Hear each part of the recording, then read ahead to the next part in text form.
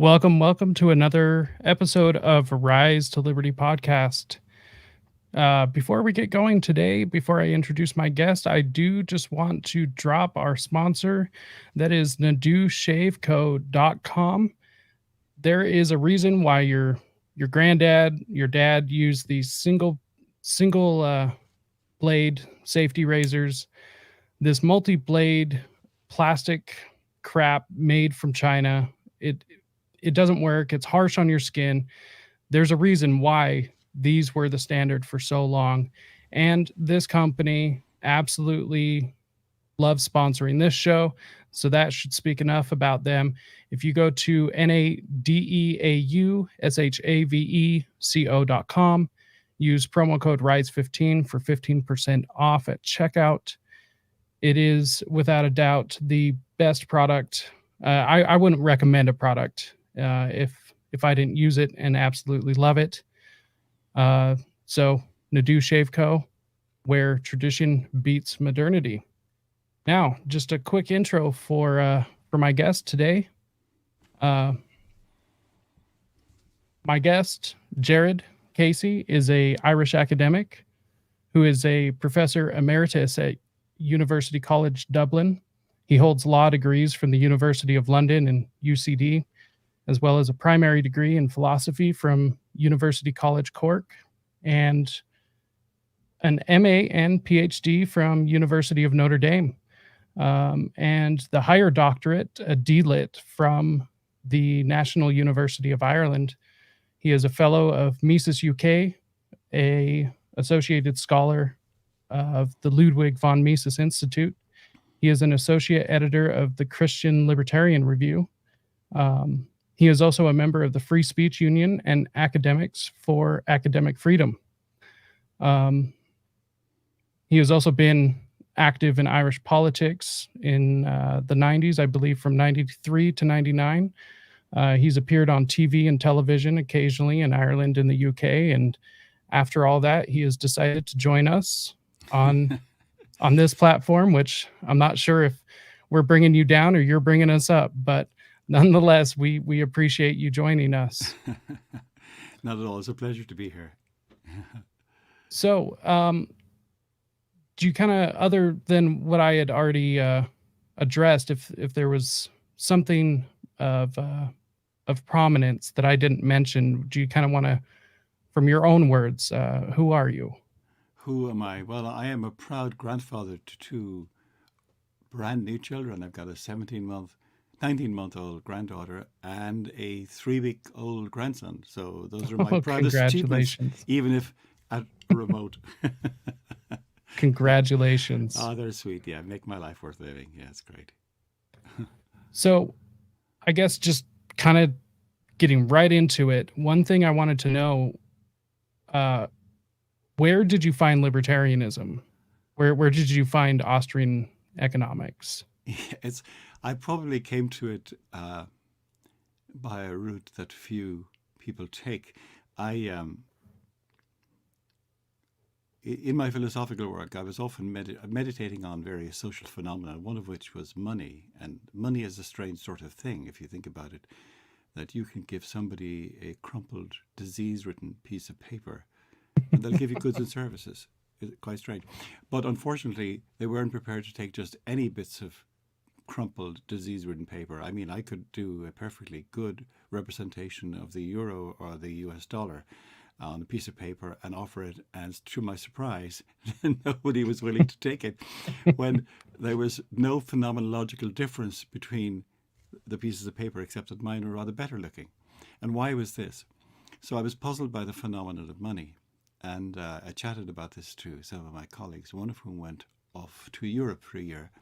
And when he came back, he brought me a copy of Ludwig von Mises' Theory of Money and Credit. Now, I've said this before and I'll say it again. If you want an introduction to Mises or the libertarian movement generally, or Austrian economics generally, this is probably not where you want to start. Yes. I mean, it's a German book, and Yes. as my mentor used to say to me many years ago, Mr. Casey, he said, when you're reading a French book, never read the footnotes. They're only there for decoration. When you read a German book, read only the footnotes. Okay, so this is a serious work of Teutonic scholarship. But the good news is that, in a sense, I'm sure you've had this experience, and your readers will have had it too, which is that sometimes in your life you're ready to learn about something, and sometimes you're not. And when you're ready to learn about it, when you have an active question, as it were, a living question, then if the right source comes along and gives you the answer, it just sort of hits you like a brick. And that's exactly what happened with that. It explained, excuse me, not only what money was, but what it had to be, how it came into being, and again, not only how it came into being, but how it had to come into being.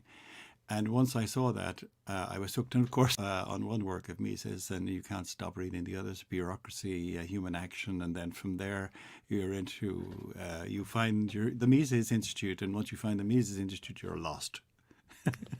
Yes. I I mean, would have to so agree. so I read voluminously everything I could get my hands on, listened to all the recordings made by the people there, all fantastic material. Read as many books. I think I read almost the entire corpus of Mises within a year, and Rothbard likewise. I even within a year I was giving an informal course on man, economy, and state to a group of small students, not a formal course, but an informal course, and so on. So anyway, that's the short story for me. That's how I became a convert to Austrian economics and to libertarianism. So for you, does it just stop at the economic side? Because I'm not sure how familiar you are with the Libertarian Party here in the United States, um, but there are people even within the party. Economics aren't really their focus, I guess is the nice way to put it. Um, Although my personal opinion is that it always goes back to economics, so that is the foundation. But is there anything within libertarianism that you gravitate towards that is not based in the economics? Well, yes. I mean, I'm not primarily an economist, and if you're going to ask me technical questions about about Austrian economics, you're not going to get an answer. I mean, I understand the sort of basic overview and so on, but technical questions, I'm simply not competent to answer. But I did actually write a book, a sort of an intellectual biography of Rothbard, and so on. So I became, as aware as one could of the history of Austrian economics and some of its features. But for me, the primary item of interest was to turn me in a direction of becoming a libertarian. And a libertarian is simply somebody who values liberty as a fundamental value of our lives as human beings, and indeed in all realms. I mean, both social and political, and that's really sort of my major interest. Yeah. And because I know you were involved in Irish politics, so how does the libertarian view mix with, I guess, the Irish politics? I'm not sure how they've changed since the 90s, but is it something that's welcomed, or is it something that's kind of just overlooked? Uh, the answer is it doesn't have any connection. When I was I didn't become a libertarian until the early 2000s. So during my time, my political experience, I wasn't a libertarian at all. I mean, this wasn't something it wasn't that I rejected it. I simply didn't know anything about it. And I would say that's pretty much the same situation today in Ireland. I don't know how many libertarians, card-carrying libertarians there would be in Ireland, maybe 50 if, at max. And so we're not in any danger of taking over the conversation, the political Yeah. conversation. In fact, I mean, even though I'm very active on Twitter, for example, and make many interventions, and I advertise my books in the vain hope that somebody might actually read them, and better still, buy them and read them. Okay, it's it's. I tend to find that I'm not sure that people take me seriously when I say that I am what I am, even though I say it repeatedly and exhibit it as clearly as possible at every stage. But nonetheless, yeah. So it would be, if I mean, whatever the position of libertarianism generally in the United States might be, divide that by 10, and then divide that by 10 again, and you just have some idea of what kind of percentage of presentation we have in the Irish political establishment. Yeah. So just, for my my viewers and listeners, can you give kind of just like a synopsis of what, I guess, the basics of Irish politics are like, as far as left wing, right wing, kind of? Is there left wing? Is there right wing?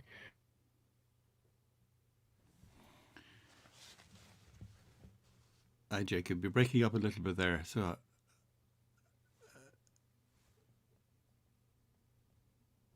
I'm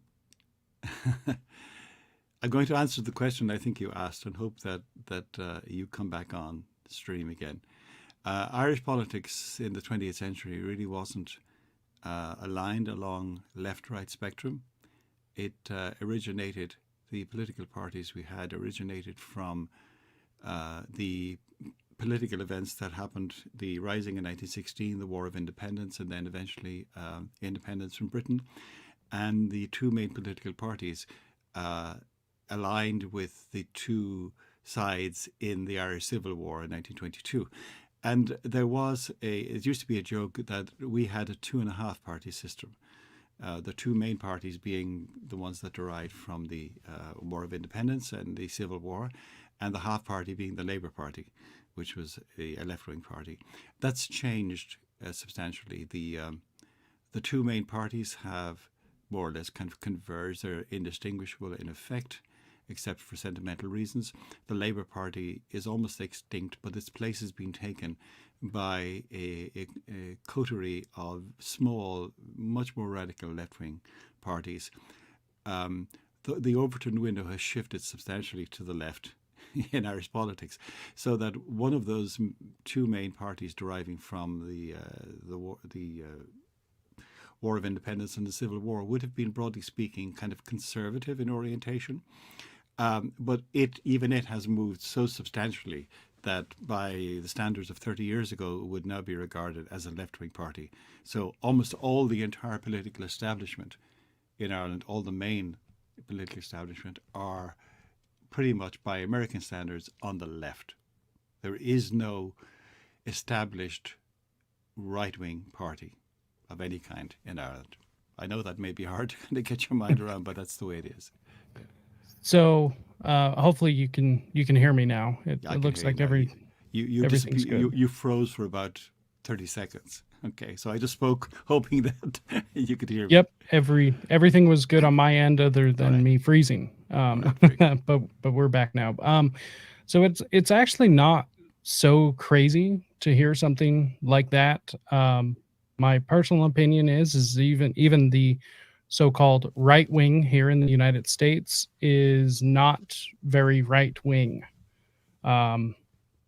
Even they 20 years ago were definitely more right wing. So very similar situation where the Overton window keeps shifting to the left. It is very far left as of now, and the right wing is for instance, Donald Trump is a 1980s Democrat from New York, a very Democrat state, always has been. And he is now the leader of this new extreme right. So, yep. I mean, that tells you how far everything has moved, that an 80s Democrat can be the leader of an extreme right wing movement. So, yeah, I would say it's very similar political climate here. The situation in Ireland isn't unlike that with what you find in the UK, which might be more familiar to many of your listeners or auditors, where I sometimes joke that the function of the Labour Party is to make radical changes, and the function of the Conservative Party is to conserve them. They never seems to occur to them that they might actually rescind legislation which had been passed by the Labour Party. Once it's in place, is preserved, it becomes part of what needs to be there, and so on. So it's quite extraordinary. Yeah. So I mean, that's where we are. That's where we are. So kind of to bring it back to libertarian, the libertarian subject, real quick. You had written a book, Libertarian Anarchy, against the state, and you make the argument that the social order is the norm in human society, that our societal structure is naturally generated as if it were itself a instinct. Would you say that that's a correct generalization of the argument that you make in the book? Well, yes. No society, however small, no human society, however small, can survive unless it is ordered in some way. And the earliest human societies of which we have knowledge, some historical, some prehistorical, and some speculative, tend to be small groups which tend to be related largely by family or extended families in tribes of maybe anywhere 150 to 200.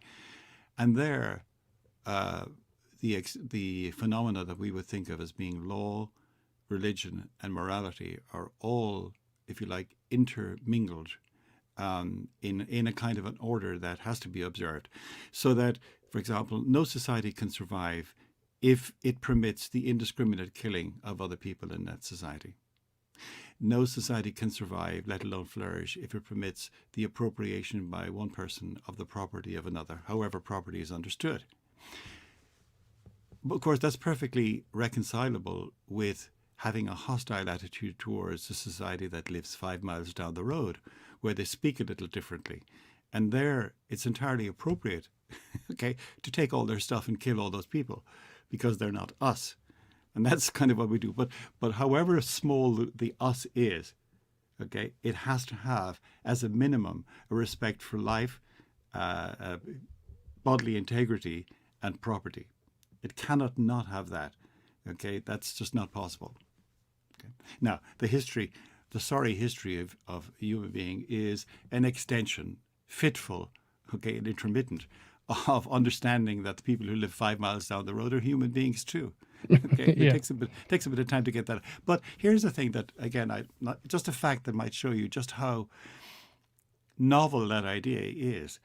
In the Scottish borders, in the border between Scotland and England, up to the 18th century, it was considered perfectly in order for people on both sides of the border to ride across to the other side and steal cattle, engage in arson and homicide. And not only was it not frowned on by the people, your own people, you were lauded for this. Right. And we're only talking just over 200 years ago. And that, by the way, would be atypical now, of course, but would have been typical of the way societies originated. So within your society, a respect, if you like, for the basic principles. And outside of that, anything goes, really. The other guy down the road, weirdo, speaks funny, looks funny. We can take his stuff, not a problem. Yeah.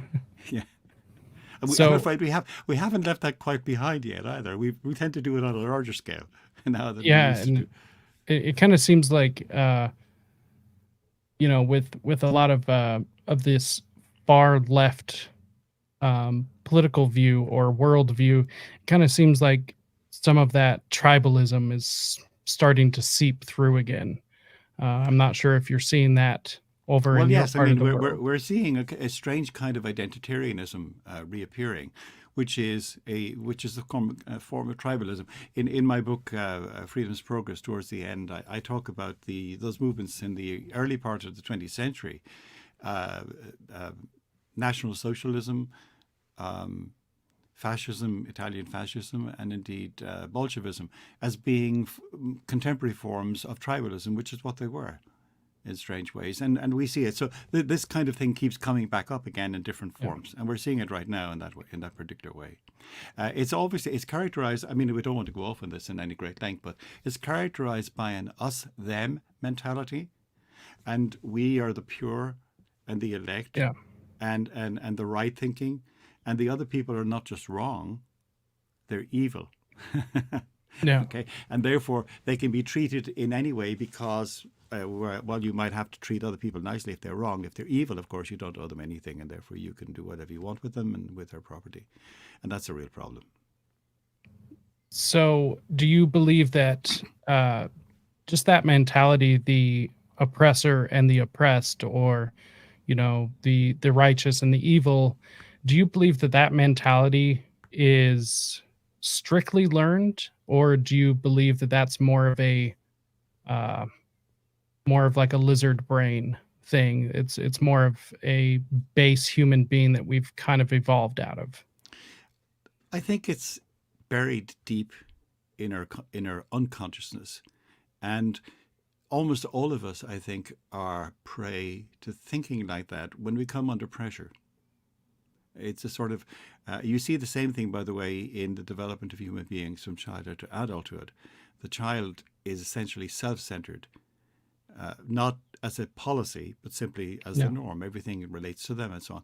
And it takes a lot of education to get them to realize, I mean, make real the idea that other human beings are centers of concern to themselves and not just there to serve them.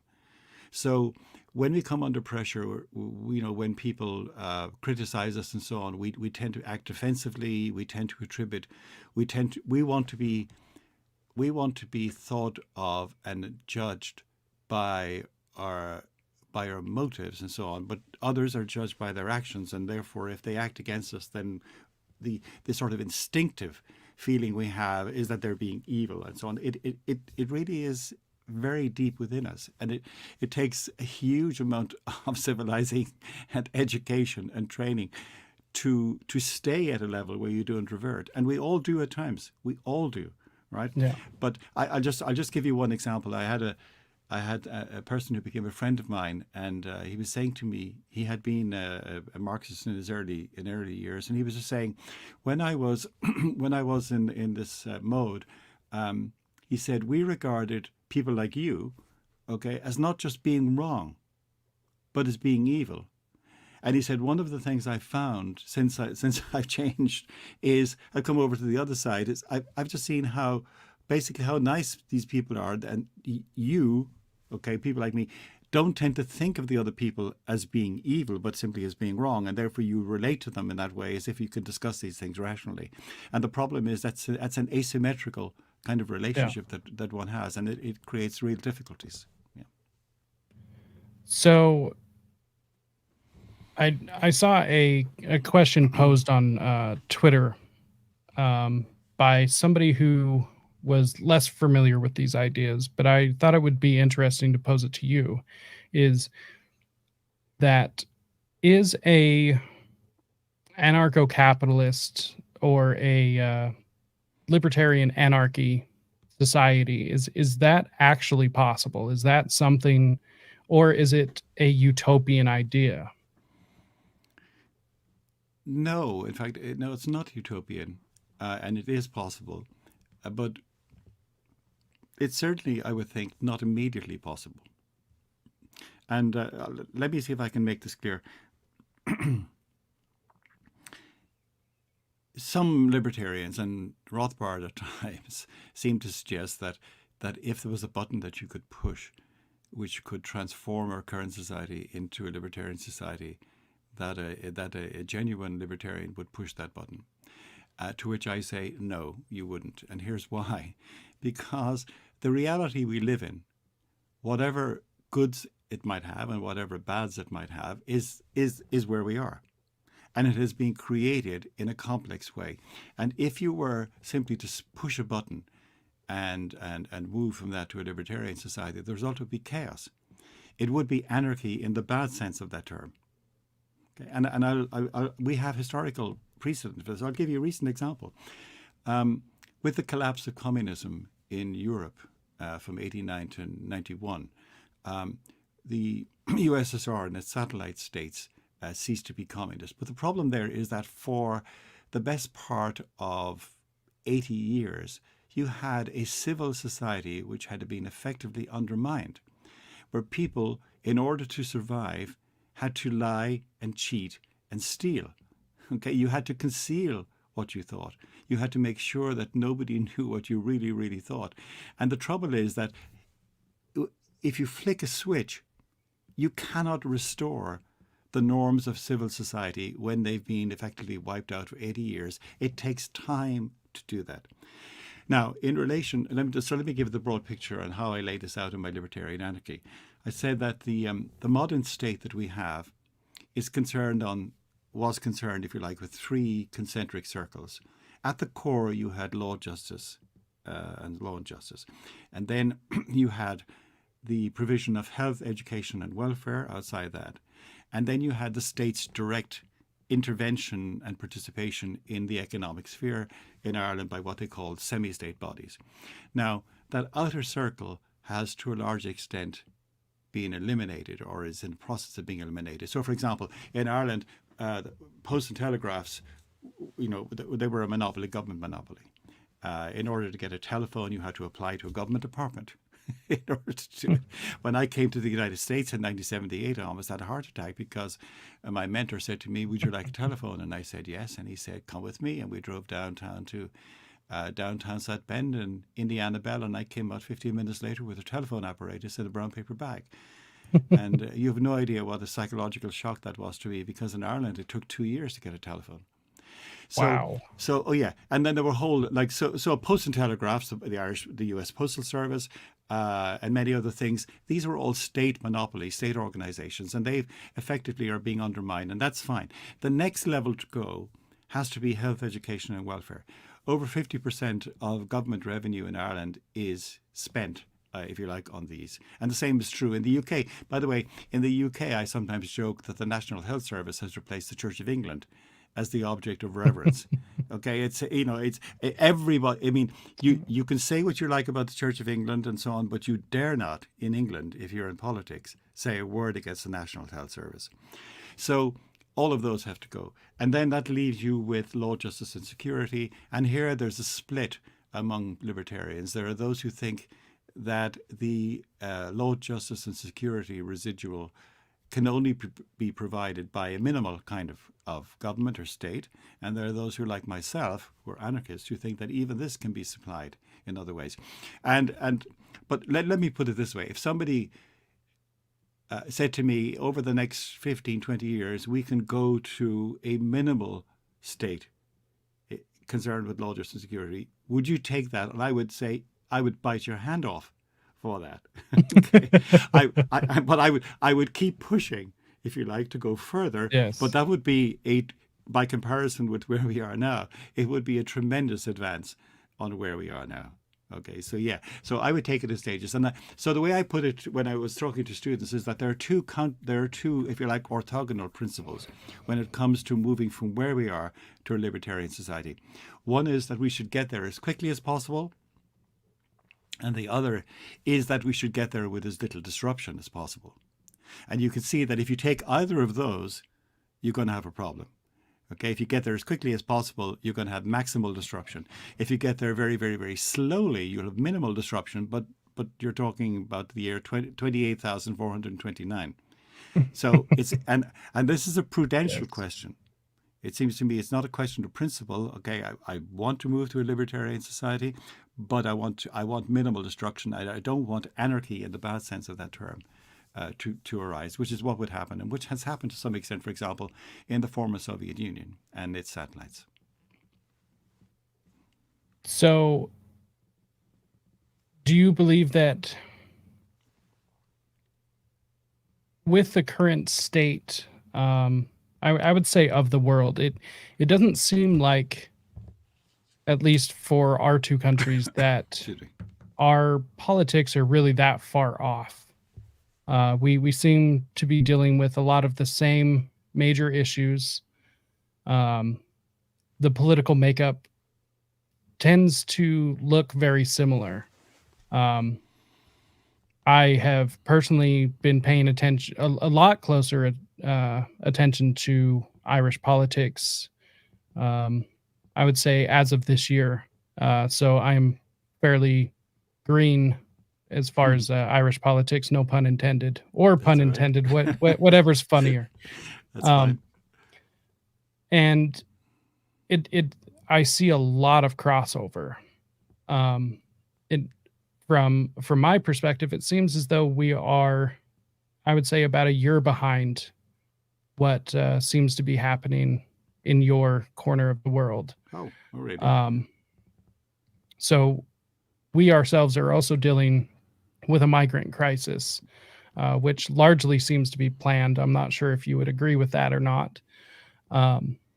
Or at least maybe not planned, but at least even lightly orchestrated to some degree. So just to transition over to that, what is some of the largest issues, at least from your perspective, that you see facing your country?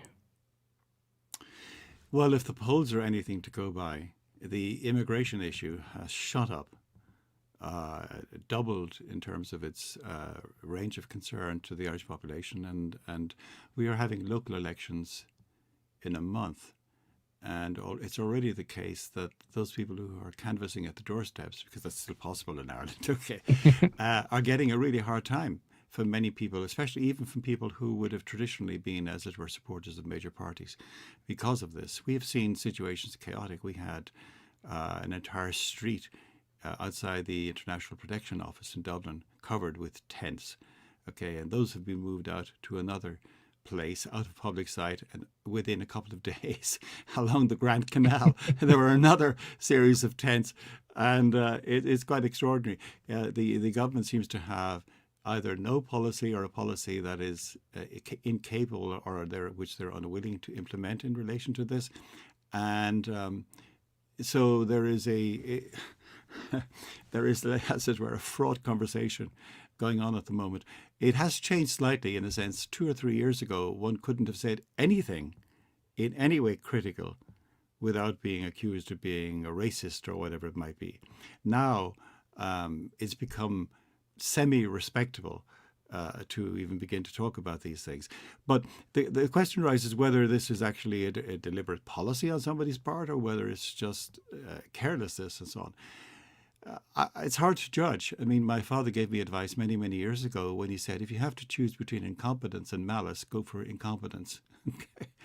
And so I have a working assumption that if it's a question between stupidity and malice, it's probably stupidity, and I suspect there's a large element of that in it. I'm not discounting malice, but I'm reluctant. Not least because I'm a Christian, to attribute malice to other people. But there are times when, looking out at the chaos that we now see, it's hard to avoid thinking that at least some elements of what we're witnessing are malicious. But I don't really want to sort of go very far on that one. But so incompetence will go a long way towards explaining where we are. Well, I definitely think a lot of it can definitely be chalked up to incompetence. You don't have to go far to see incompetence in public office. I think there is something to be said about the people who are attracted to that type of position. No, indeed. There's a whole lot of speaking and not a whole lot of action, and I think it's very easy for people who are very very gifted with the gift of gab or a silver tongue to be able to get in there, do nothing, and somehow explain it away without anyone getting upset about it. So I would have to agree that I think a lot of it definitely is malice or incompetence, whereas I do, my personal opinion, it does seem as though some of it is malice, only as though that this is happening in so many areas across the world, and it seems so similar. But there's also another thing which is, I mean, it's quite striking. And again, it seems, look, so let me make this point as gently as I can. If you're married and you have children, your primary responsibility is the care of your own family and your own children, and so on. If you're a Christian, you think, well, I have a duty, but it's not a legal duty, it's a moral duty to look after other people as well as I can, but not at the expense of your own family. You have a primary responsibility and so on. So if I were to take that as an analogy, and let's grant, for the sake of argument, some legitimacy to the idea of a state, you would think that a state has a primary responsibility to further the welfare and safety of its citizens, right? If it has resources beyond that and can do other things, well, so good. But the point is that we now have a situation in Ireland where there are, from our point of view, quite a significant number of Irish citizens who are not housed and who are not taken care of in many ways. Because these are people, these are Irish citizens, they vote, they were born here and so on, they brought up here. To the extent that they've worked here. Okay.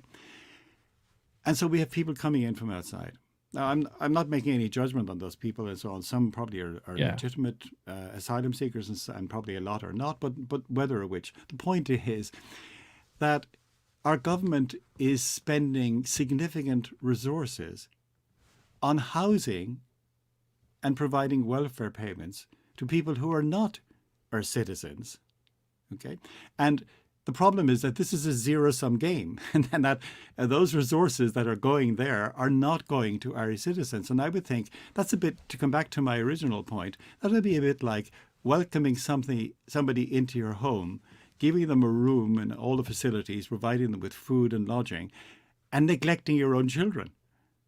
Yes. That would be bizarre, right? And I sometimes point people to a character in one of Dickens' books, in Bleak House.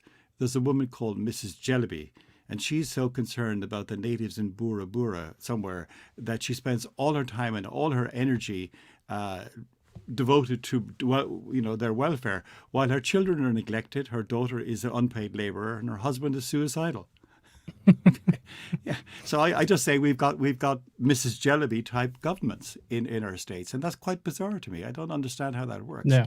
Look, I mean, Tom Sowell talks about the unconstrained and the constrained vision, and the constrained vision is there are no solutions, there are only trade-offs, and therefore there are many people in the world who are in terrible plight. I understand that, and I sympathize with that, and we do what we can. But the point is, you don't make everybody rich by making everybody else poor. It doesn't work like that. There are limits to what can be done.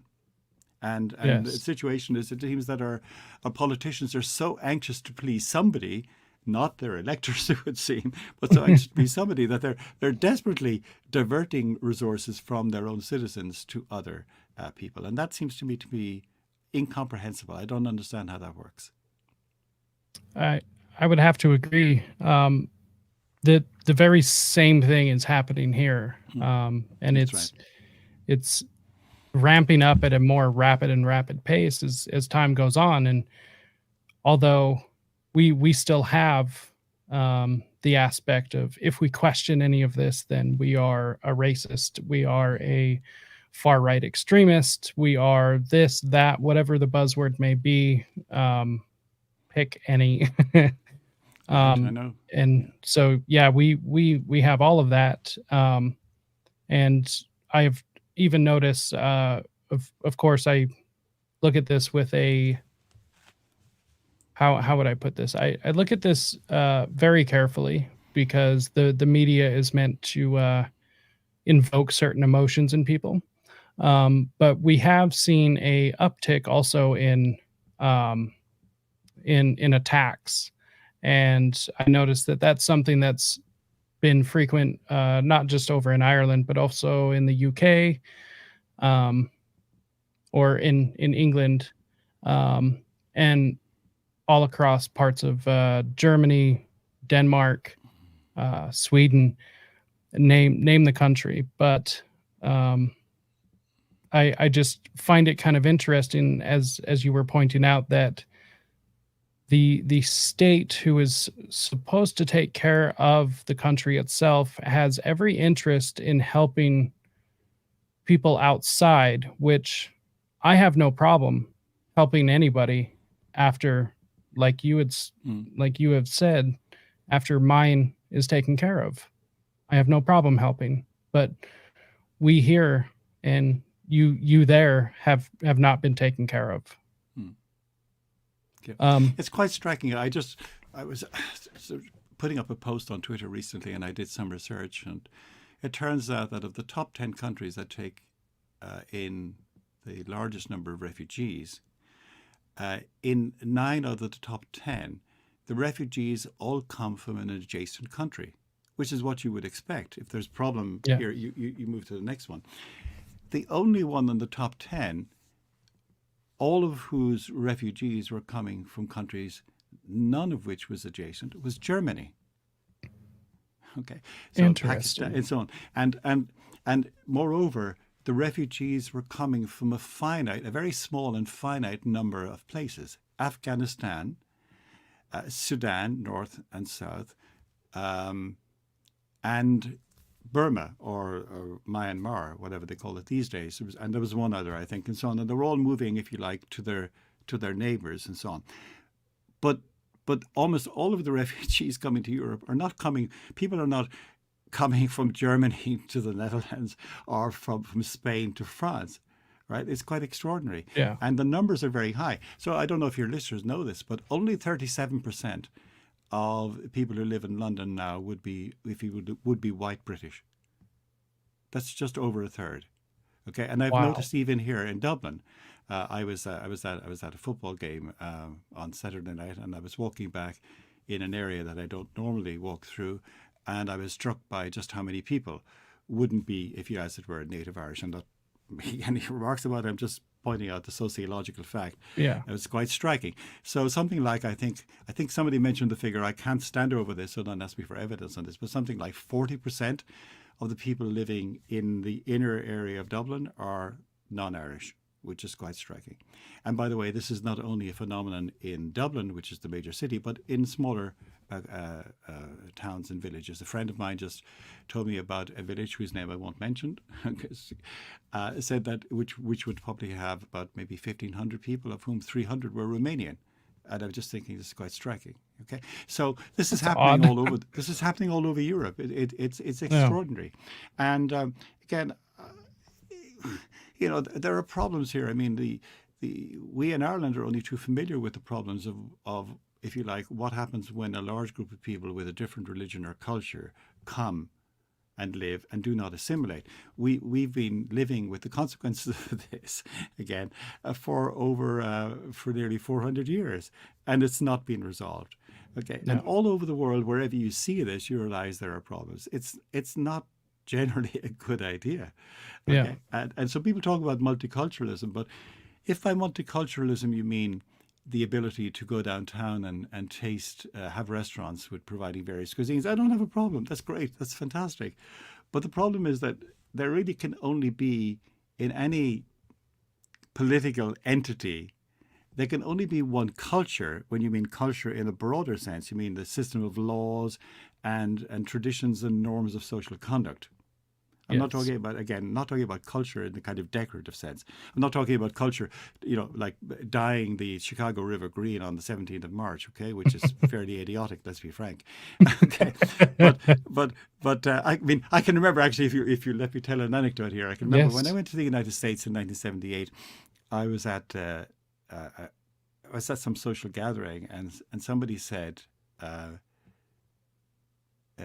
Irish."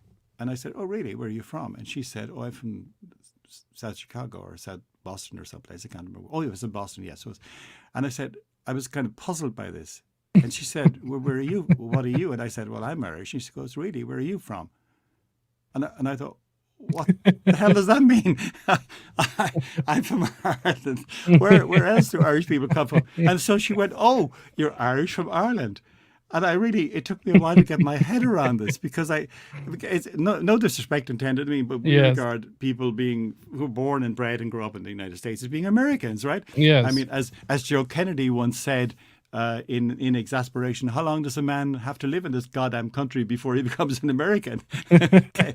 And so yeah, I mean, look, there are non-threatening and sometimes nice traditions, being German American or Italian American or whatever it might be, and Yeah. you have schnitzels or not a problem. But all of those people are Americans. That is, they Yes. all subscribe to the large cultural norms that make it to be one place. That's the difference. Yes. If you mean you cannot have multicultures when those core elements differ, when the system of laws to which they give allegiance differs, when the social and moral norms differ. That's a recipe for disaster. So that does lead me to ask you, is there any fear of an overcorrection with this coming down on Ireland? Because as I said, the media coverage, and of course that's all I can get, other than talking to fine people like you and the Libertarian Ireland boys over there. Speaking with people, I see media, and so my question is there concern of an overcorrection to what is happening, only because the Irish tend to have they don't have a very well-known policy of just taking things lying down. So I hope you're not suggesting that we're given to violence and. well, I'm sorry. I'm just joking. there is quite a hot-headedness, I would say. Certainly. Yeah. Anyway, leaving aside this, whether true or to some extent a caricature, the media is playing this up. And there's no doubt. Look, I think you would probably accept that wherever there is genuine resentment or dissatisfaction, you will always find that the majority of people are trying to remedy this in as sensible a way as possible. But there will always be some who will take it as an opportunity to do other things, which they probably shouldn't be doing, right? Yes. So by and large, we have not seen much, if anything, of this. There was one particular example, which was, I can't remember now, probably 9 or 10 months ago, when a person born outside the country attacked a child outside a school with a knife and stabbed that child. And that night, there were crowds gathered in Dublin, and there was what's called a riot. Now, by American standards, this would be very small beer indeed. I think a few cars were burned and there was some violence, but that was pretty much it. It didn't go on for days. It went on for a few hours. Yeah. Nobody was killed, right? Nobody died. Okay. So that was one thing. And you can understand, I'm not defending this, by the way. I'm just simply saying this is a fact. Yes. You can understand that. And more recently, in a town, Newtown, Mount Kennedy, where the government was planning to set up an immigrant camp, the inhabitants of that town turned out more or less in force, non-violently for the most part. There were one or two incidents, and it's hard to know from the description.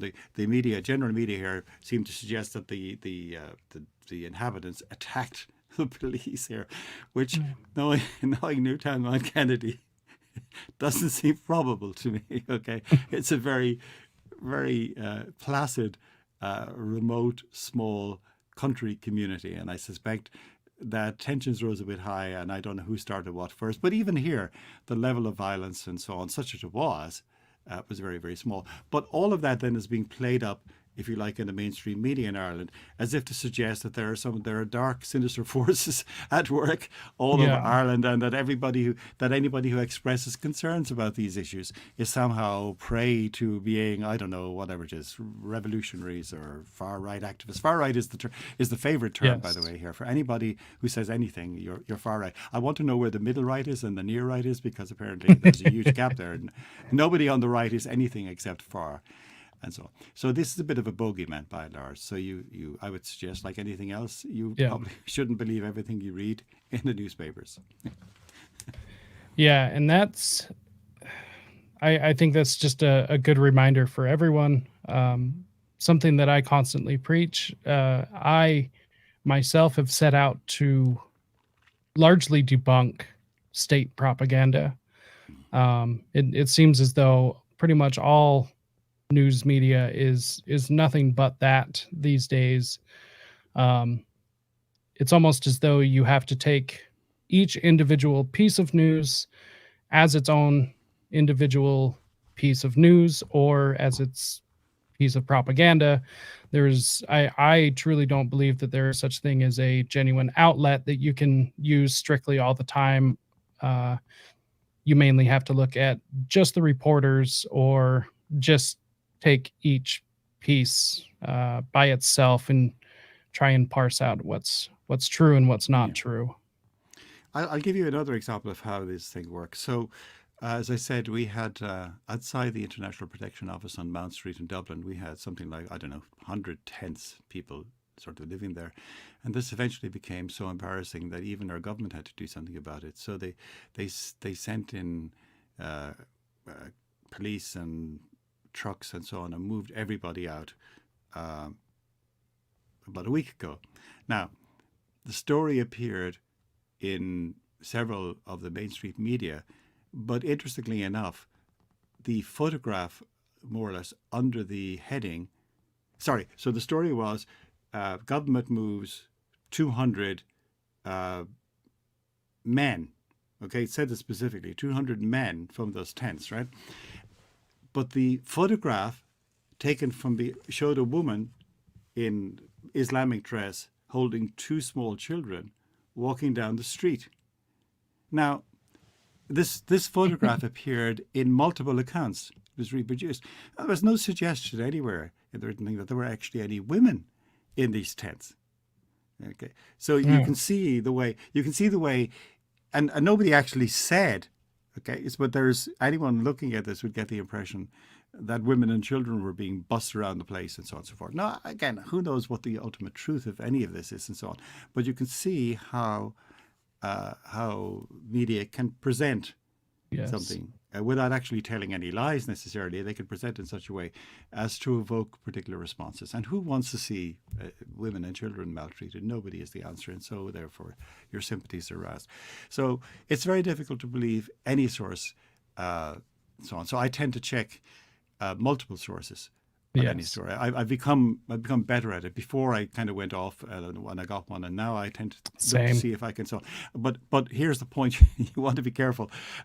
There's the old joke about the man who read something in the paper and was extremely skeptical, so he bought another copy of the same paper to check it out.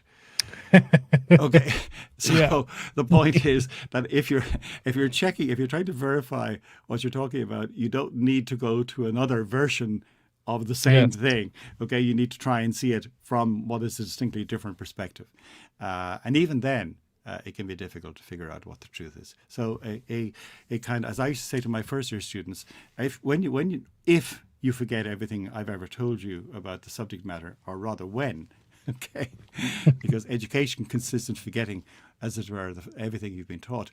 I said I want you to remember that when you read something or hear something that is sympathetic to your overall worldview, your immediate reaction is to go yes, yes, yes. Or when you see something that's opposed to your view, yours go no, no, no, right? And of course, you don't have to go either way. There is a thing called suspension of judgment. Yes. Okay. And what I call entertainment. Entertainment means to hold in between. Interteneo. So you just hold between. And remember that 99.9% of the stuff that passes in front of you every day will be completely forgotten by tomorrow. It's of no real relevance to you. It's of minor interest. But anything that's important, okay, to you, when you hear a report of it, especially in any of the media, whether it's on the electronic media or print media, you should entertain it first.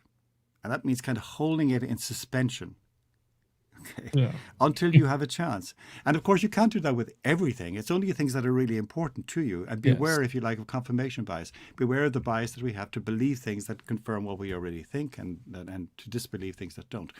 And I said, if you can do that, you have learned a technique of what I call intellectual hygiene, and that will stand you in good stead. I like that. Yeah, intellectual hygiene. Yeah, I like that. So just kind of to wrap up on this subject before we move along, what do you believe the libertarian response is? If there can even be such thing as a correct libertarian response, what do you believe that would be to what is happening with immigration? In libertarian circles, this question tends to come up in the form of, should we have open borders or no borders, or should we have borders in some form? And it's a controversial question. And I think I'll have to go back to what I said earlier, which is we are where we are. We're not somewhere else. See, but the point is, okay, so let me just think for a second. Suppose we lived in a libertarian world. Well, in a libertarian world, all property would be owned by somebody, right? And according to libertarian principles, it's my house, my rules. Okay, the owner of the property gets to determine what use is made of it, and that means who can come and live there, who can be there, and so on and so forth. So even in a libertarian society, movement of peoples would be limited by the ability and the right of property owners to determine who lives there. So that's way down the line, I mean, in the future, right? But right now, the problem is that, as I said, we are where we are. We live in countries where our income is, large segments of our income are removed from us for particular purposes, and so on and so forth. So if a government either has no borders or has borders which is not effectively policing, it just means that large numbers of people, if you like, are being made the beneficiaries of income which is derived from those from whom it is taken by force through taxation. And therefore, it seems to me, in those circumstances, you have a right, if you choose to do so, to protest about this. In other words, if the story is we're taking this money from you for your benefit, and it turns out it's not for my benefit, then I think I have a right to protest. That's, again, leaving aside the question of whether or not in the ultimate scheme of things we would prefer to have no borders. Of course, in a libertarian society, there would be no states.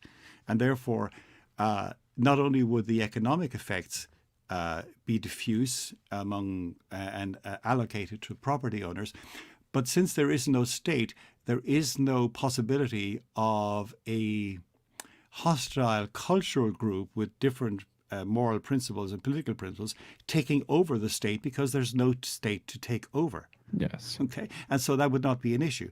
So I understand why people feel strongly about this, and I see where they're coming from. But I keep coming back to the point that, like it or not, we are where we are. I mean, Rothbard, okay, let me give you an illustration I think that makes the point. Look, the basic principle of libertarianism is the zero aggression principle. You shouldn't act so as to initiate, and the word here, initiate, is important, violence against the person or property of another. Fair enough. But suppose on your way home from work one night, you stop in your local friendly pub for a quiet pint to read the newspaper. So you're sitting down in the corner, enjoying your pint and reading the newspaper, and a fight breaks out in the bar. Now, you didn't start the fight.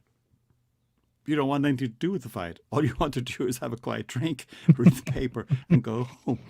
But if a fight breaks out around you, and you become drawn into it, you know, people start swinging fists and chairs start going in, it's like in the old Western tropes, right?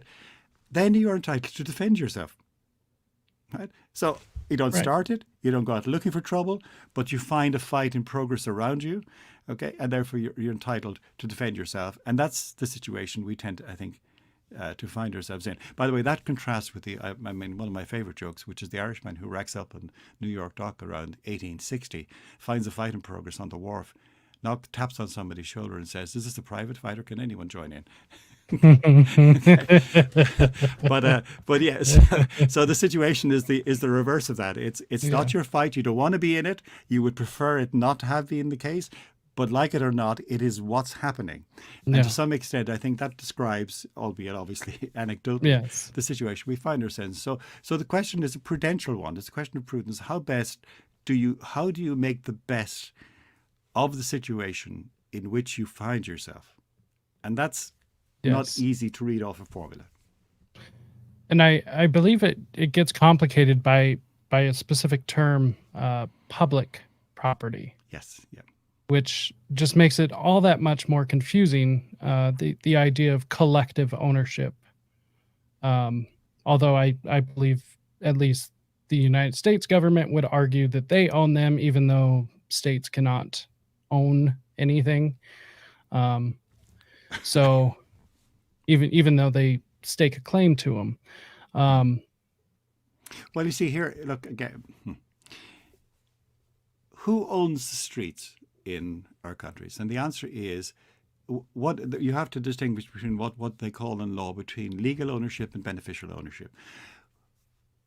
It doesn't matter what the legality is. The owner, the real owner of any property is the person who gets to make the decisions about its use. Yes. Right? And therefore, in New York City, the owner of the streets is whatever, the city government or whatever. They own them in that sense. You may not like it, but they do. That is to say, maybe you think they shouldn't, but they are the ones who get to make the decisions, right? Also, I think one has to recognize, by the way, that the notion of collective ownership is not antithetical to libertarianism. There's nothing to stop any group of people amalgamating, as it were, their properties and coming up with some form of organization which they set up communally in order to run their own particular joint. So they can do that if they wish. That's fine. But it's done by consent. Okay. Right. And they set up the terms and conditions, and it would include a withdrawal thing. You used to have this, for example, in I'm trying to think of the name. So say in Dublin in the 18th century, most of the Georgian houses were built by property speculators, as it were, and they built all of these things, and they had a lease. So you didn't buy the house, you leased it. And the lease had what they called restrictive covenants. When you leased it, you signed up to these covenants, which determined what you could and what you could not do. So, for example, most of these houses were built around a green area called a square, and all of the people who had the lease had the right, an exclusive right, to use that square for recreation. It wasn't available to everybody else. But they couldn't turn their properties they leased into, say, commercial entities. Okay, and so this is the kind of model you could have. Of course, you can have that if you wish. That's not a problem. But the problem is that, as you say, we have a problem with public, and people think public areas are nobodies. Mm-hmm. But they're not nobodies. They belong to those who make the decisions, and the decisions are made by the local political authority, whatever that might be. And that's what causes the problem. And there are multiple uses that can be had of those, and therefore the authorities make a decision, right? And it may not always be to your liking, and that's the problem. Anyway, we can talk about that. Which I would have to say, if you don't like those decisions, then get involved. That's kind of the thing. There's nothing that drives me crazier than people who at least won't try to do anything to change this if they don't like it. And as a libertarian who is involved, as a anarcho-capitalist or voluntarist, I see how pointless it is many times to be involved in politics. However, trying to change something, or not doing anything while also complaining, just seems like the biggest waste of time and one of the biggest frustrations to me. Well, no, I mean, that's a good point. And again, you kind of put your finger on an issue that divides libertarians and indeed anarchists. And so as an anarchist, I don't believe that anybody has an automatic right to rule over me and to determine what I can and can't do unless I've actually agreed to do it and have some kind of contract or given my consent to it. And so I know what kind of world I want to live in ultimately. I won't be alive for it, mind you, but that's another story, but a world I want to see. The question then is, what do you do in the meantime? Do you live in a state of kind of moral purity, refusing to soil your hands, as it were, with the grubbery reality of the world around you? Or do you, understanding, always keeping in mind where you want to go, always keeping that in mind, make whatever changes you can that move you closer to it, not being satisfied with whatever incremental changes you can make, but being satisfied that they're an improvement on where you were and a stepping stone to further until you get to where it is you want to go. Rothbard used to be scathing about what he called beltway libertarians. And these were people who became libertarians when they were young, in college or whatever, and then went off to Washington to become involved in politics there, and then got so wrapped up in the little things that they were doing that, they became like fixated on reducing the income tax by 0.25%. And however good that might be, the cost was that they'd forgotten what it was that they came here to do in the first place. In other words, they look back on their libertarian moment as a kind of a youthful fantasy and left it behind. So once you keep in mind what it is you're supposed to be doing, you can, as it were, move to make incremental changes and so on, however frustrating it might be, because any improvement is an improvement. And I'll take it. I've lived in the world long enough where I've got to the stage where, hey, if it's better than it was, it's better than it was, and I'm happy about that. Yes, I would have to agree. Yeah. It's interesting to me. I hear a lot of people, as I argue from a anarchist point, a lot of people seem to work from a position that if I don't get my way, then I'm going to just be unhappy with everything. And it's like, I personally would just like to get back to what the U.S. founding documents say, the Constitution and the Bill of Rights, the Declaration. If we could just get back to where we were even 100 years ago, I would be much more okay with that than whatever it is we have now. No, I said to you, if somebody offered me a minimalist state, I'd bite their hand off. Because while I would want to see that eliminated eventually, okay, it would be a huge improvement on where we are. People would be much more free to do things. The only function of the state would be, if you like, to maintain law, justice, and security. Yes. And as long as it was doing that and not trying to do other things like substitute for families, okay, set up new moral codes for me, right? Or impose appalling policies on me and forcing me to do things I don't want to do, they would be a huge improvement on where we are. As I said, there tends to be a kind of a purist streak among kind of libertarians and anarchists, and I can see where that is, but that's a kind of very youthful thing. When you get a bit older, you realize that Thomas Sowell, again, quoting one of my favorite authors, talking about the unconstrained and the constrained vision. And so on my Twitter profile, I describe myself as politically libertarian, but socially and culturally conservative, which is what I am. And so I'm not anxious, as it were, to make things worse. I'm anxious to make things better if I can. And whatever improvements we can get, I'll take, and gladly. Yeah. So just to switch gears a little bit, I did kind of want to ask about being a professor. How did your students take to hearing these ideas? Well, it took me a long time and quite a bit of stiffening of the backbone for me to offer a course here. The first one I offered it to was some graduate students in a master's class. But then I offered a course called Anarchy, Law and the State as a third year, with final year for the arts degree here, final year course. And I made it perfectly plain where I stood. I had a lot of requirements for the course. I said, for example, if you have a problem speaking in public, don't take this course. If you have a problem hearing ideas you're not comfortable with, don't take this course, right? And I went through all of the things and so on. So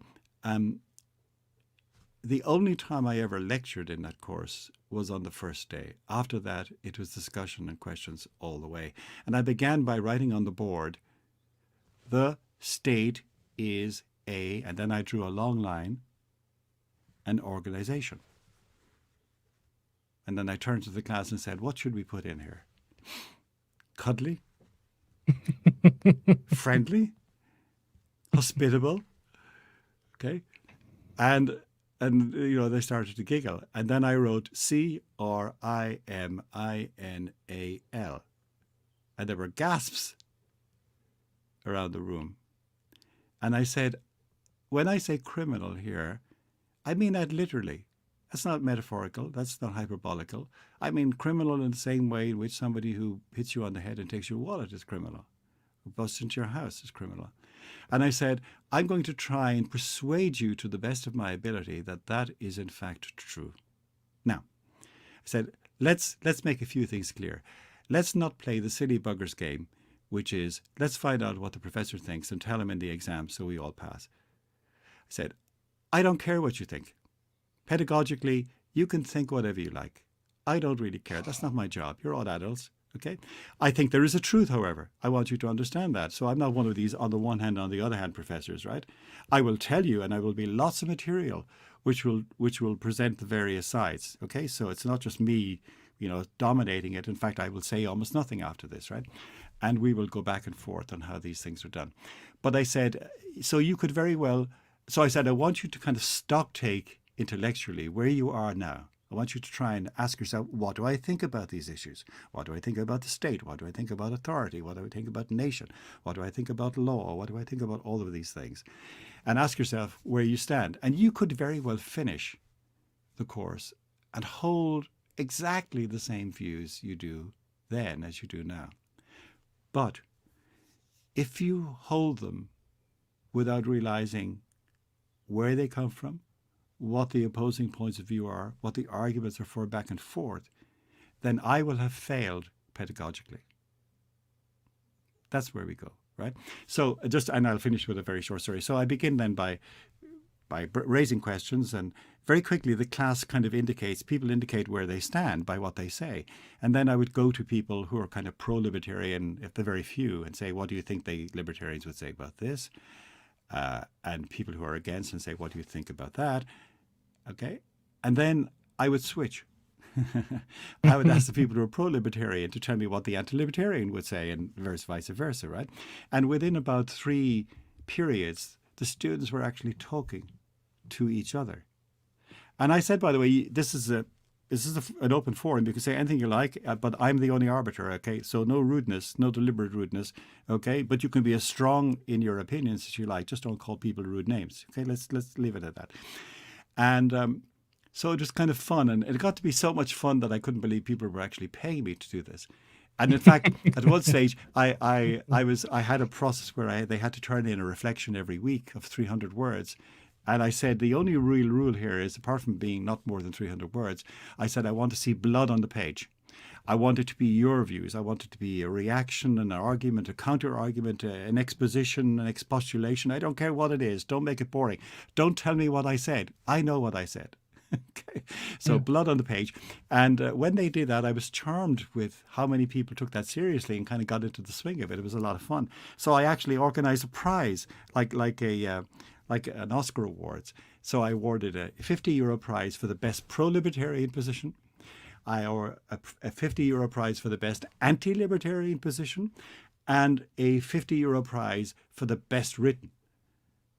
And it was so much fun. And I read out the short list, and I awarded the prize, and I read out the things. And it was, that class, which was always fully subscribed, and which went, oh man, sometimes I could have gone off for a coffee for 15 or 20 minutes and nobody would have known I was gone. It was great. I loved it. So by and large, the students uh, while they didn't necessarily change their views or become around, but at least they became more aware of it. And I'll just give you one more little anecdote to show how this worked. From the very first class I taught, which was the MA students, about a year and a half after I had given this course, I got an email from a student who was now living in Israel. And he said the usual thing, you won't remember me, I took your course, whatever it was called, the very version of it for the MA. And he said, I hated everything you said. Everything. But I started thinking about it. And while I still don't agree with everything, I've come to the conclusion. And he went on to say how it had started. And so for me, that's a pedagogical triumph. Okay. In the end, his views are his views, and he takes responsibility for it and so on. But to plant the seed which forces the students to begin to think about it is, I think, the ambition of everyone who's a teacher. And that gives you great satisfaction when you see that happening. Okay, it's great. Another graduate who wrote me a letter, actually, after he'd finished the course, in which he said lots of nice things, but he said, the one thing I found most satisfying about your course was that it was liberating. And I thought, now that's interesting. Yeah, that's interesting. So I have to say, I became very smug about that. But in fact, when I gave when I retired from UCD and I was at my retirement party, one of the things I said, I would like to thank the students, especially the later students I had, for teaching me how to teach. And I apologize to all the other students over the years that I've bored to death. Apologies, guys. Sorry about that. Anyway. So yeah. How did your peers take this? I assume it came up in conversation. Well, for the most part, quite well. I mean, whatever they thought privately, it didn't issue in any kind of public reprimands. But the situation changed in the university as a whole and in the department in particular. And it became more problematic in my final years, making them quite uncomfortable for me. And I could not imagine, because I had tenure, for example, so I couldn't imagine anybody else giving this course in the way that I did and getting away with it in the current academy. It would seem to be rather strange. The students liked it. It was no problem, and nobody ever complained and so on. And so what can I say? There we are. But yeah, can't see it happening now. So, and maybe this isn't the right label to place on this, but did you happen to notice more of a lean towards postmodernism in the university? Well, yes, I don't really want to go into that in too much detail, but in terms of exacerbating a phenomenon that's already there amongst students generally, which is that they tend to be knee-jerk relativists when it comes to things like morality. Now, let me immediately correct myself on that, except when it comes to certain preferred options, when they're categorical. Okay, so I used to tease them in other, not necessarily in the one Anarchy, Law and the State, but in other courses. I would say, well, if you're a relativist, what do you make of this situation? So you're walking down the street, and there's a guy there sticking pins in a baby's eye, and you say, "Hello, excuse me, I don't think you should be doing that." And the guy goes, "Really? What kind of a moral theory do you hold?" And you say, "Well, I'm actually a utilitarian." And you go, it says that's very interesting. But here we have a question of balancing up the relative pleasures and pains. And while it's clear that the baby doesn't enjoy this, I enjoy it tremendously. And I would argue that my pleasures simply outweigh the baby's pain. Now, the reaction to this for any normal person is, I don't care. What do you think, right? Yeah. You're not doing this. Stop it immediately, right? And I was trying to point out to them that in fact, while they were relativists about certain issues, they were not relativist about other issues at all. Okay, and so the question is, make up your mind. In other words, you can't have it every way. You can't simply flip-flop when you need to do it. So if you're going to go, there is no morality and there is no substance, it's all a matter of this and that, that's fine if you want, but you've got to live by that. And therefore, you have no principled position. No principled position. You can have a practical objection, but you can have no principled objection to certain things being done. Do you want to live in that world? Well, there's a cost. Yeah. Okay. And so that, that's the kind of argument I used to try and make to get them to reflect on what it is that they thought and the justifications for it. Yeah. And so was that, because you had just mentioned things were getting a little bit more difficult towards the end of your career. Was that when you started noticing more of this popping up? Well, not so much in terms of the kind of postmodernism or relativism, because that's kind of endemic. That was kind of always there. But in terms of a kind of an active hostility and the intrusion of the university in terms of its kind of health and safety and bullying and harassment sort of stuff, and then DEI in its own particular versions, DIE came in, and what we have now, the so-called Athena Swan, which is initially a program to promote women and women's interests, and now it's moved into transgenderism and so on, and it's now incorporated in the university's policies and so on and so forth. So all of that was coming in. I didn't quite notice it then as I would now, but it was starting more or less as I was finishing. And I have to say, I'm genuinely glad not to be actively in the university. I miss my students. I love teaching. I actually liked students, which is something that many academics actually don't. Okay, actually liked my students, and I think I'm not flattering myself if I say that my students, for the most part, liked me. But I don't miss the university structure. I don't miss the way it's gone, and I'm glad to be out and be free, as it were, to do and to say things without having to look over my shoulder. Yeah, and that's a big issue here as well. Is a lot of this, the postmodernism or the egalitarianism that pops up. Through the feminist beliefs, a lot of these ideas really stem over here from the schools. It started with the universities. Now it's moved into the high schools, the junior high or middle schools, and even the elementaries. And so you had actually written a book, which I love the name of, The Hidden Agenda. The trouble is that the pun in that title, of course, goes by some Americans, because of course we would pronounce that as the hidden agenda, right? We'd pronounce it hidden agenda, and therefore it's made the pun on the agenda and agenda. But anyway, yes, thank you. Yeah, I thought that was very very clever.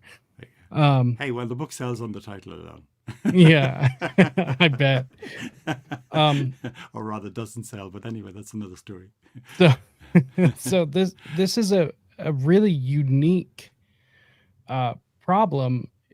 I view it as a problem. And at first, I would like to preface that you do make the point that you can criticize an idea without criticizing the people necessarily. Yeah. Although my personal opinion, some people definitely do need to be criticized. However, I do like pointing out that distinction because I do think it's very important. And the idea currently of this transgenderism, I mean, there's so many things that can be said about it, but I did want your opinion. Why do you think this is becoming such a hot topic? I guess I'm not even exactly sure how to phrase this, but why is it such a issue? Why is it rearing its ugly head now? I wish I could answer that question satisfactorily. I don't think I can say why now and not another time. In part, I think it may be just the practical matter that many of the issues which people on the left were clamoring for have been sort of resolved satisfactorily from their perspective, and they needed something else to latch onto and so on. That may be overly cynical and so on, but that may be an element of the answer.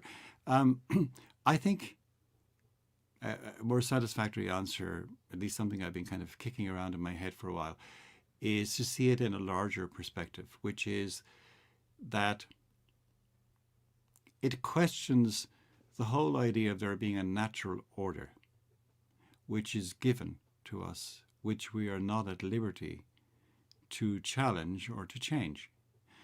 And this is part of a larger kind of way of thinking.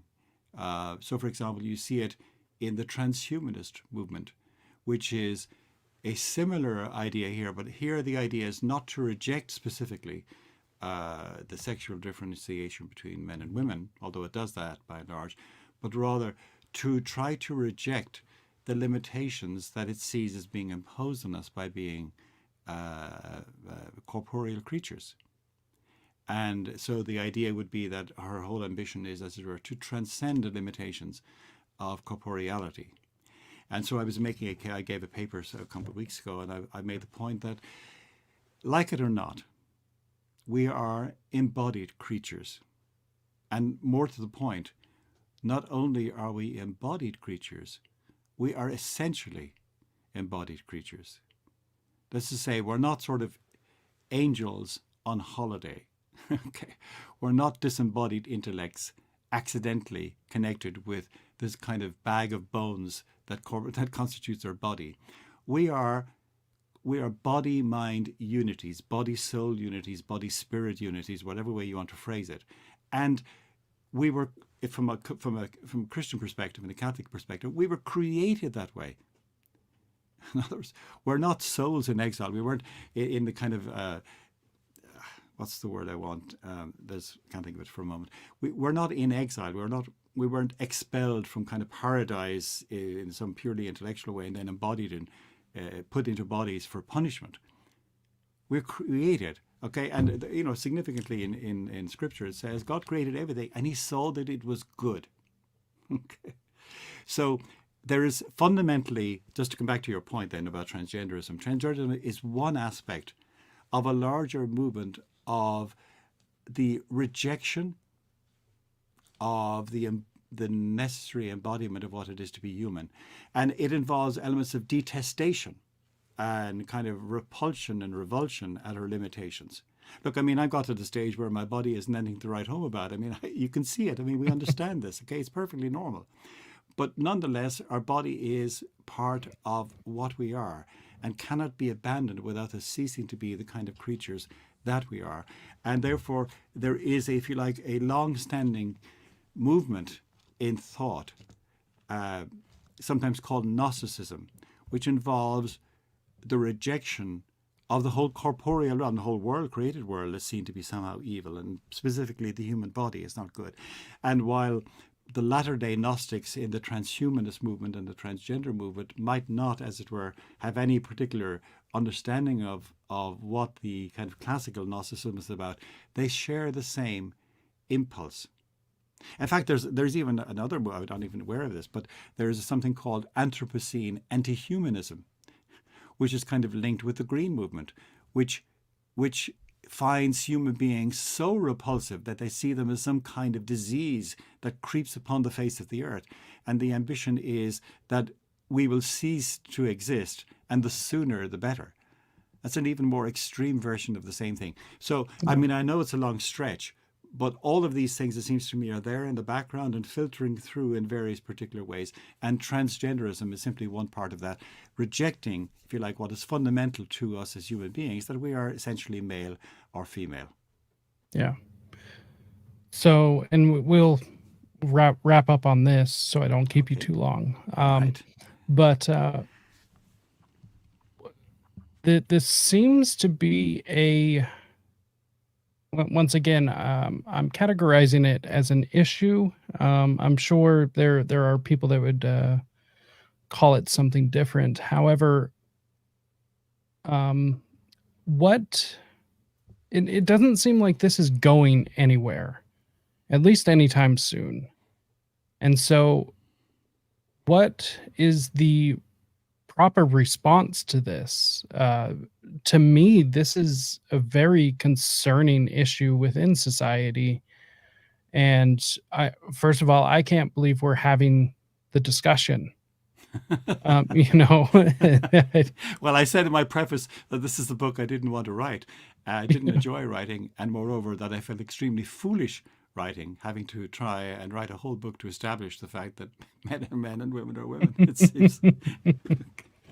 yeah, But could I mean, could I respectfully disagree with you on this point? Because I think that there are yes, actually signs that this is beginning to encounter opposition and indeed rejection. So just recently, I mean, we needn't go into details, but for example, we've seen changes in the National Health Service in the UK and what they've said. Now, whether they'll go through it, that's another story. And we're beginning to see fightbacks on this one. But you're right. I mean, it's here. It's still powerful. It's penetrated. It's penetrated politics. It's penetrated the media. It's penetrated the legal establishments. It's penetrated education, and therefore it's going to take a long while to get it out. Okay, and that's not going to be tomorrow. But I begin to see. I'm hopeful. I don't think I'm being overly optimistic in seeing signs, if you like, at least of a fight back. A serious fight back, yes. and some, if the war hasn't quite been won, at least there have been some significant battles that have gone our way. Yeah, I would have to agree. Just in my own state, there has been significant legislation that the supporters or the community, the allies, were not happy with. So, and Yes. from the libertarian perspective, my personal opinion is that once an adult is of age, as much as I would disagree with it, I guess if they choose to spend their money to do whatever, that's one thing for an adult to do. I might still express my dislike or disapproval of that, but Yes. that's an adult. But Yeah. now it's crossed over into children, and this Yeah. seems to be like an unspeakable move It's a form of at child any abuse. level. Yes. No, I agree with you. Again, I mean, look, so I'm a libertarian, so from that point of view, while reserving the right to express my views on the advisability or the sensibility or whatever of whatever people do, as long as they're not violating the zero aggression principle, okay, or forcing me to pay for their idiocies, go ahead. All right. If Yeah. you want to, there's nothing in the universe which says that if you want to be an idiot, you can't be one. Go ahead. And so, feel free to do so. But I'll say what I think. But I'm not going to. So if I could maybe make this point, because one of the things that comes up frequently is the difference between, say, libertarianism and, let's say, conservatism. So I'm a political libertarian, but a social and cultural conservative. And people say to me, "How can that be?" And the answer seems to me is simple. So I was at a conference some years ago, and Roger Scruton, I don't know if you've heard of Roger Scruton, Yes. was speaking at it. I mean, he's great, now deceased, God rest his soul. But he came to my paper and I came to his. And during my paper, he raised some questions. And eventually I said, "Look, Roger," I said, when it comes to any substantive issue with which you're concerned, the role of family, tradition, all norms, all of these things, I don't think we disagree on a single thing. Okay. You want all of these things? I want all of these things in a flourishing society.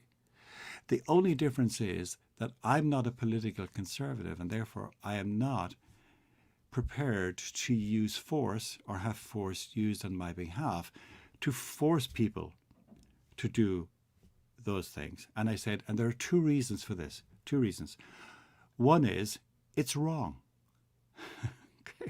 Okay, simple. And the second reason is it's actually counterproductive. Because when you use force to get people to do things that they don't want to do, right, you build up resentment. And when you stop using force, you not only undo whatever it is you wanted done, but you actually produce a reaction. Moreover, people tend to behave like hypocrites. They tend to conform outwardly, but not change inwardly.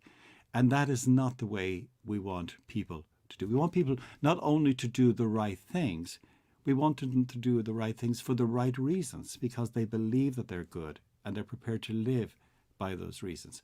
We don't want people just to behave, as it were, to conform to norms because there's fear of punishment and so on.